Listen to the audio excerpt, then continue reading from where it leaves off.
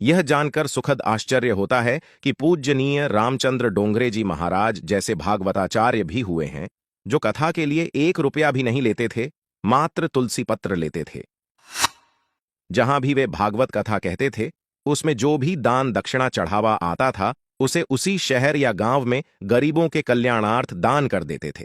कोई ट्रस्ट बनाया नहीं, किसी को शिष्य भी नहीं बनाया। अपना भोजन स्वयं बनाकर ठाकुर जी को भोग लगाकर प्रसाद ग्रहण करते थे। डोंगरे जी महाराज कलयुग के दानवीर कर्ण थे। उनके अंतिम प्रवचन में चौपाटी में 1 करोड़ रुपए जमा हुए थे, जो गोरखपुर के कैंसर अस्पताल के लिए दान किए गए थे। स्वयं कुछ नहीं लिया, डोंगरे जी महाराज की शादी हुई थी। प्रथम रात के समय उन्होंने अपनी धर्मपत्नी से कहा था, देवी, मैं चाहता हूं कि आप मेरे साथ 108 भागवत कथा का पारायण करें। उसके बाद यदि आपकी इच्छा होगी तो हम गृहस्थ आश्रम में प्रवेश करेंगे। इसके बाद जहां जहां डोंगरे जी महाराज भागवत कथा करने जाते, उनकी पत्नी भी साथ जाती। 8 भागवत कथा पूर्ण होने में करीब 7 वर्ष बीत गए। तब डोंगरे जी महाराज पत्नी से बोले, अब अगर आपकी आज्ञा हो तो हम गृहस्थ आश्रम में प्रवेश कर संतान उत्पन्न करें। इस पर उनकी पत्नी ने कहा, आपके श्रीमुख से 108 भागवत कथा श्रवण करने के पश्चात मैंने गोपाल जी को ही अपना पुत्र मान लिया है, इसलिए अब हमें अपनी संतान की कोई आवश्यकता नहीं है।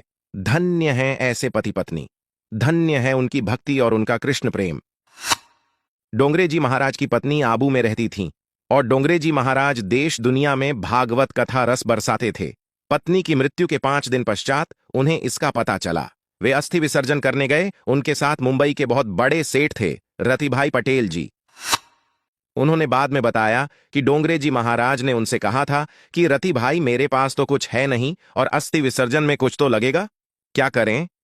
फिर महाराज आगे बोले थे, ऐसा करो, पत्नी का मंगलसूत्र और कर्णफूल पड़ा होगा, उसे बेचकर जो मिलेगा उसे अस्थि विसर्जन क्रिया में लगा देते हैं।